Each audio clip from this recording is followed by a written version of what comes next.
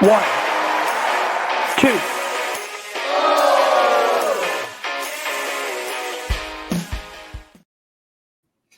Hello, one and all, and welcome to another edition of The Kickout, the final word in professional wrestling. I am your host, the Wizard CZ. Joining me, as always, my for frequency's sake tag team partner and tag team champions of the network, Never Wrong, Nick Bull. Nick, how you feeling today? I'm feeling great, CZ. I mean, it's we're in the throes of January. It's cold here, but we can bear this cold. We're going to make it through, wrestling fans. Plenty of good wrestling to be watched right now. A lot of exciting things going on. As this airs, we're moving towards Saturday night's main event for WWE, and of course, Royal Rumble's on the horizon. But a lot of good stuff going on right now with wrestling, and it's midweek, so it's time for a little bit of discussion. So CZ, I want to know, what do you want to talk about? So I've been thinking about this, and I've kind of been researching potential topics for the show, and I found some good ideas, and one stuck out to me here. I want to talk about controversial wrestling storylines and exactly how far is too far. Now, there's an ominous one that sticks out to everybody that we are not going to touch on because I don't want to touch that with a 20-foot pole. If you know, you know. But first one that comes to my mind has got to be back in the feud between Vince and Shawn when it was Vince McMahon versus God. I mean, yeah, that happened. That did happen. I mean, we're not going to mention the one that you didn't want to mention, and I get it. I don't want to talk about it either. But, I mean, come on. Mae Young giving birth to a hand. Jesus, yes. I mean, it's funny. It's so bad. That's what I think of. There's times it was done on accident, and there's times where it wasn't. I always think back to a guy who I loved his in-ring work. I loved his character because he had so much heat, was Muhammad Hassan. Yes. But Google it. I'm not going to comment on it. There was a controversial angle as part of his story. WWE shot this angle on TV. It's on SmackDown. I don't even know if it's on the network. You can find it anymore, but Google it. That's one that probably went too far. Very much. Look back now at the glory days of Monday Night Raw when Stone Cold Steve Austin's going to break into Brian Pillman's house, and Brian Pillman's got a gun on live television. I mean, that wouldn't fly now. You got to think back that this was pre-mass school shootings. This was pre any of that, so that wasn't in their thinking. And maybe at the time, I remember thinking that, as a kid watching how cool it was and like how real it felt, and I think that's why it's had the resonance it's had. Maybe they went too far there. I don't know. And that wasn't the only home invasion angle. Didn't was it Randy or was it Triple H that invaded the other's home? Wasn't there another home invasion angle where someone got thrown through a window? Yeah, was that? Yeah, it was Randy and Triple H, I think. Who went to whose home, though? Was it Triple H going to Randy's or the other way around? I think it was Triple H going to Randy's. That's kind of what sticks out in my mind.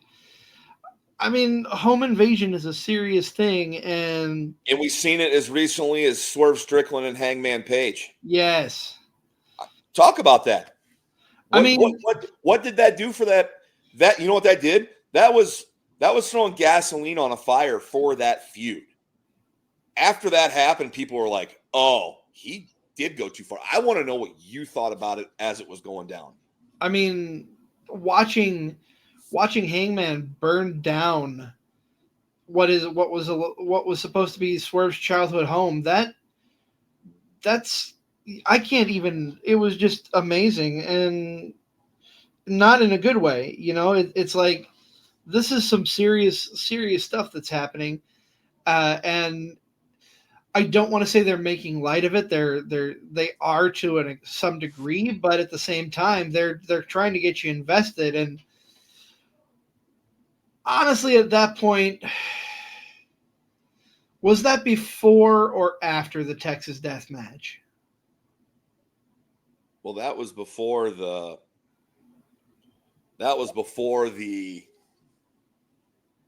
cage match at All Out that I watched live. Okay, so would have been after the Texas Death Match. But I'm telling you what, I think we may think, I'm going to look at it this way. We may think it went too far, but everyone wants to complain how nobody keeps anything kayfabe anymore. Yep. And if you're following kayfabe, I like it. They're staying within the rules and the regulations, although they may be bordering on some of them.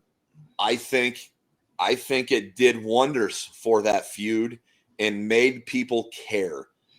Again, it showed a different side of Hangman Page.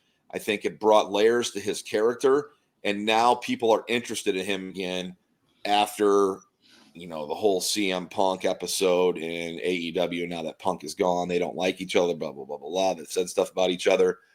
I think that them pushing the envelope and going too far. Here's something we need to remember. Hey, they're not saying stuff to each other that probably wasn't already cleared with their counterpart. Right. I think recently back to Dynamite here recently with MJF and the Jeff Jarrett segment. I don't know if you remember watching that, but it got very personal. And MJF takes pot shots at Karen Angle, which is Kurt Angle's ex-wife, which is now Jeff Jarrett's current wife. And I guarantee to some extent they both knew ahead of time something was going to be said and to brace for it type of deal. So, yeah, I think they can go too far, but I think it's in the eye of the beholder. It's what you believe is too far. I think we all believe, you can't do that gun angle on TV anymore. You wouldn't be able to do that. But that other stuff is campy, kind of tongue-in-cheek stuff, like when we talked about the Mae Young hand. I mean, I'll tell you what's too far, Nick. Hangman Adam Page drinking Swerve's blood. You know what? Yeah, I could say they probably went too far with that. Yep. Ugh. I got a high tolerance when it comes to stuff in wrestling that doesn't offend me or gross me out. That kind of did. Now, obviously it's not going to happen if they both have a healthy, bill of health, and there's no chance there for anything. So I don't know. Yeah, they probably took it a little too far there. And I brought this up off air. I want to bring this up here. This is just silly shit. He was leaving for WWE, and now he's back in TNA. But didn't Eric Young get murdered a few years back in storyline in kayfabe? Yeah, I don't remember who murdered him. I remember he was stabbed. I remember he was stabbed to death in storyline as he was being written out of TNA and was heading to WWE. Wasn't it? Or was it when I thought it was more recent than that. I'd have to look at the exact dates. It might have been more recent than that. I don't. It just, the thought of it is cringy to me. I mean, I'm gonna look here real quick because you can't. It was cringe. It was absolute cringe, and it was cringe you couldn't get away with. I mean, not even 20 years ago. Maybe 20 years ago you could have got away with it. And here's the thing. They avoid saying things like, I'm going to kill you. I'm going to murder you in the ring. They avoid saying things like that because it's all a work, because it's wrestling. But they don't want to go out and say, I'm going to murder you. I'm going to stab you to death and blah, blah, blah. They avoid saying that because they don't want to bring the reality home that hard. And yet here we are, EY getting murdered, getting stabbed to death in Impact or TNA. Well, what I'm seeing here is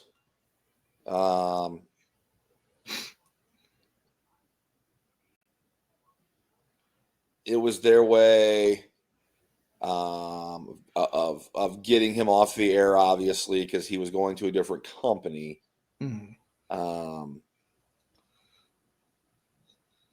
That's all I can really get on it right now. But yeah, that's how. I mean, usually it's like you write somebody off, you do it with a beatdown, or everybody remembers when Don Moxley was wrestling in WWE as Dean Ambrose, and they wrote him off. I think they went with some like head injury or something.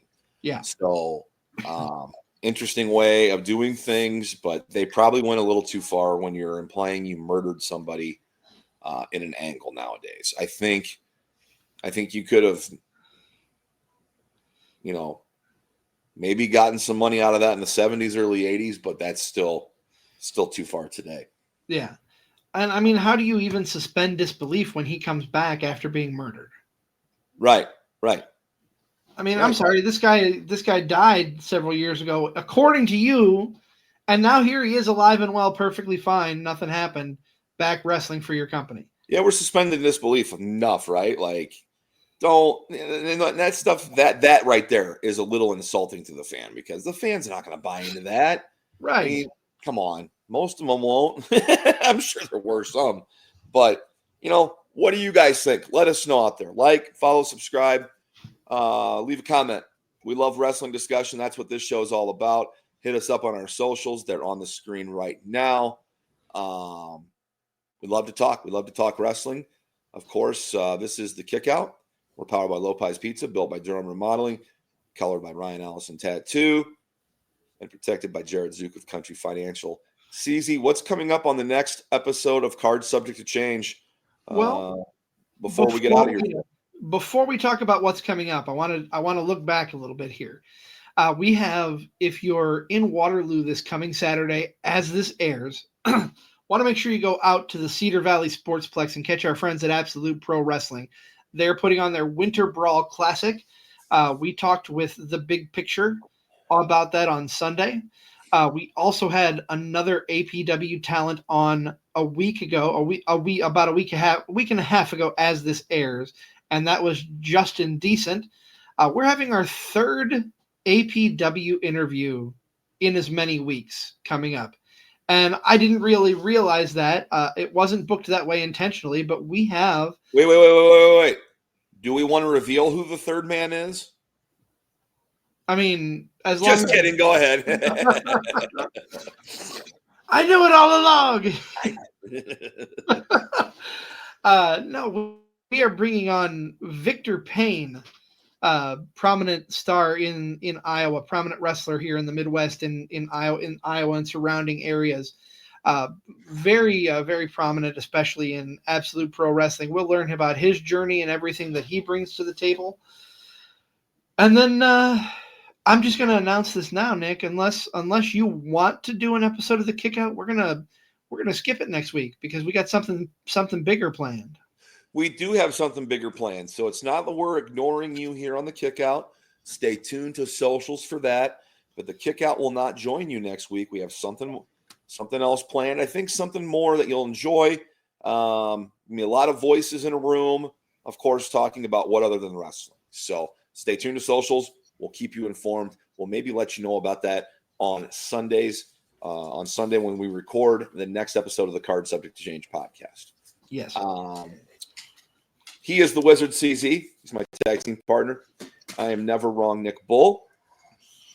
This has been The Kickout, the final word in pro wrestling.